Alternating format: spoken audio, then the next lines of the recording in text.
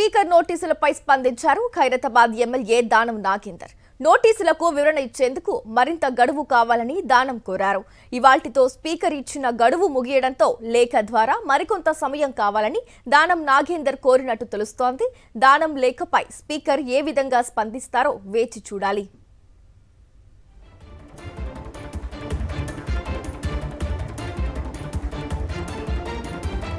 రాజకీయ అంశానికి సంబంధించి పూర్తి డీటెయిల్స్ అందించేందుకు మా కరెస్పాండెంట్ రాకేష్ ఫోన్ లైన్ ద్వారా అందుబాటులో ఉన్నారు. రాకేష్, స్పీకర్ నోటీసులకు ఎమ్మెల్యే దానం నాగేందర్ స్పందించారు. ఈ నెల 23 ఈరోజు సాయంత్రంతో స్పీకర్ ఇచ్చిన గడువు ముగియనున్న నేపథ్యంలో లేఖ ద్వారా తనకు మరికొంత సమయం కావాలని దానం నాగేందర్ కోరినట్టుగా సమాచారం.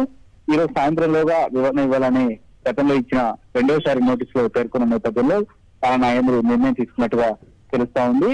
మరికొంత సమయం కావాలని కోరిన నేపథ్యంలో స్పీకర్ ఏ నిర్ణయం తీసుకుంటారనే ఉత్కంఠ కొరదాల్సింది. ఎందుకంటే రెండవసారి నోటీసు ఇచ్చిన అటు కడెన్సీఆర్ ఇటు దానం నాగేందర్ ఇద్దరు కూడా మరికొంత సమయం కావాలని కోరడంతో స్పీకర్ ఎంత సమయం ఇస్తారు, ఒకవేళ సుప్రీంకోర్టు ఇచ్చిన డెడ్ లైన్ లోపు ఇది ముగుస్తుందా లేదా అనే ఉత్కంఠ అయితే కొనసాగుతుంది. నిన్న దానం నాగేందర్ అసెంబ్లీ వ్యవహారాల మంత్రి శ్రీధర్ బాబు అలాగే సెక్రటరీ ప్రత్యేకంగా భేటీ అయ్యారు.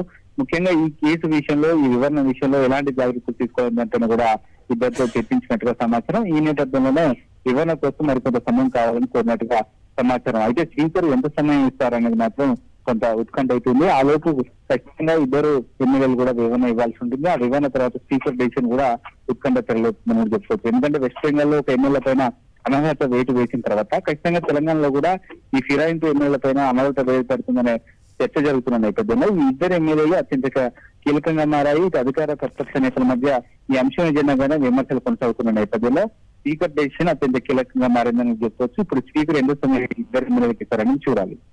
Right, thank you Rakesh.